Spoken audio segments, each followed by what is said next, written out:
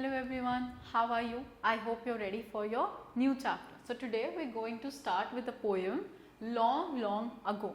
So this poem is a try by J. Van Dolzen Pease. That means J. Van Dolzen Pease ने ये poem recite की है और वो कहना चाह रहे हैं, he is trying to explain कि जब हमारे पास इतनी सारी machines नहीं थी तब हमारा work कैसे होता था. दैट मीन्स जो ओल्ड मैन थे, जो अर्ली एज के पीपल थे, वो एग्जैक्टली कैसे अपना सारा लाइवलीहुड करते थे perform.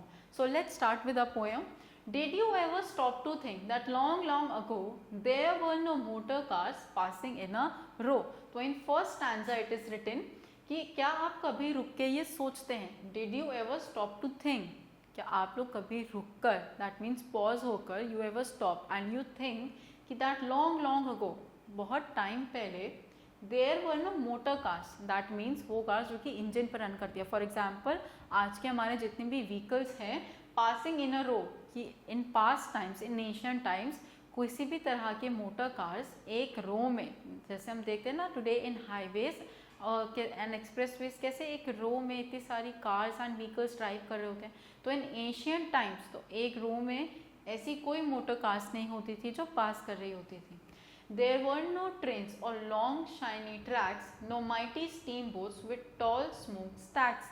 Now he is explaining that in ancient times हमारे पास कोई ट्रेन नहीं होती थी जो बहुत ही शाइनी होती थी और लॉन्ग होती थी.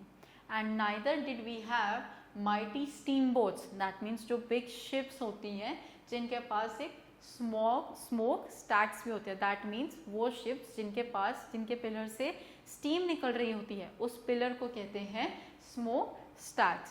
Moving on, no mailman stopping at every door. That means her door पे कोई भी डिलीवरी पर्सन या मेल लेटर पहुंचाने वाला कोई पर्सन नहीं होता था. No truck with packages bought at the store. ना ही तो पैकेजेस होते थे. दैट मीन्स जो हम आज प्रोडक्ट्स बाय करते हैं, that are packaged in a packet, वो हर एक स्टोर पे नहीं बाय किए जाते थे. That means there were no stores in ancient times. Who were the bearers of burdens then? He is saying कि इस burden के bearer means कौन लोग इस burden को उठाते थे, किसके ऊपर थी ये responsibility? The sturdy backs of brave strong men. तो ये जो responsibility थी सभी काम करने की, ये brave and strong men के ऊपर थी. Alright, तो this was an effort by J. Van Dolzen Pease. He is a composer of this poem. और ये बताना चाह रहे थे कि इन एशियन टाइम्स जब हमारे पास मशीन्स नहीं होती थी और पैकेज्ड फूड नहीं होता था, तब ये स्ट्रॉन्ग मेन होते थे जो ये सभी वर्क हमारे लिए कंप्लीट करते थे. Alright, so let's start with our exercises now, and please remember, if you want to complete these exercises you have to learn the poem. Alright, so let's begin now.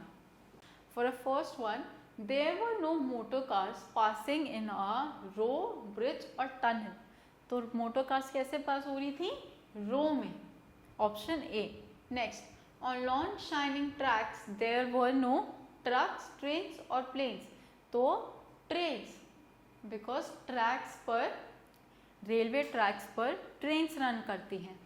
Who were the bearers of burdens? कौन थे burdens के bearer? Sturdy bags या brave men और all of them. तो all of them will be the correct answer. The word row means, word row का क्या मतलब होता है? round, queue और queen. So row means a queue, that means in a line. Moving on, this is an exercise that you have to do.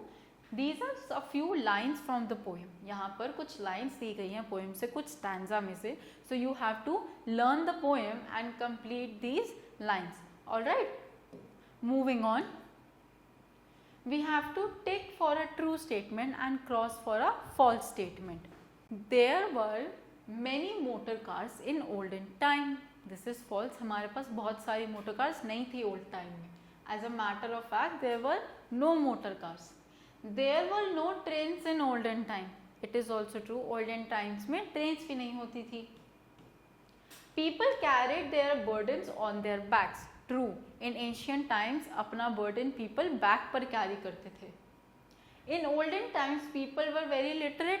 This is false. Olden times में people literate नहीं थे because there was not many inventions done by them.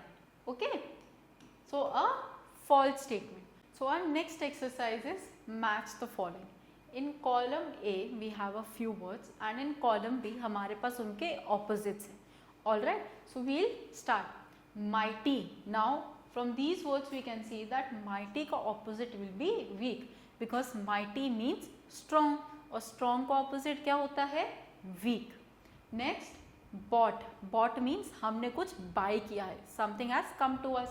Now इसका opposite होगा sold. That means हमने कुछ sell किया है. Alright. Third, long.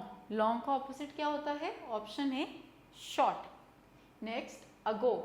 Fourth is ago and इसका होता है before. Alright. Fifth, brave. Brave का opposite होगा coward. Okay. So now we have a few question answers. Let's discuss them. Were there motor cars long ago? तो क्या पहले के time पे मोटर कार्स होती थी? So no.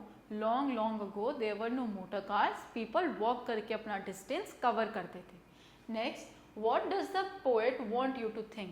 Poet हमें क्या सोचने के लिए कह रहे हैं? Poet wants us to think that in ancient times जहाँ पर ना तो मोटर कार्स होती थी, जहाँ पर ट्रेन्स एंड शिप्स नहीं होती थी और पैकेज्ड फूड नहीं होता था, उस टाइम पे जो ह्यूमन बींग्स थे वो अपना वर्क कैसे कंप्लीट करते थे. Okay, what are the things that were not there long time ago? तो लॉन्ग टाइम अगो कौन सी थिंग्स नहीं थी? There was no packaged foods, there were no ships, there were no trains and there were no motor cars. They were only human beings, strong men जो अपनी सारी responsibility carry out करते थे on their sturdy back. Alright, so I hope you enjoyed this little poem and I'll catch you next time. See you.